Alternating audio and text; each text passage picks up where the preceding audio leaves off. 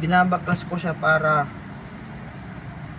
linisan na rin siya, kasi masyado na siyang madaming alikabok.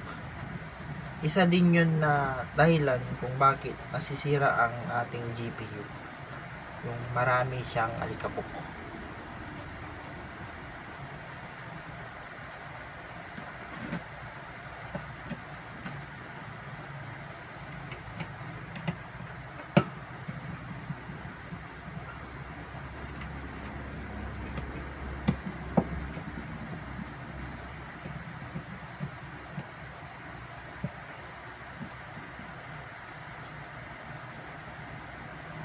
Dami niya alikabok, no?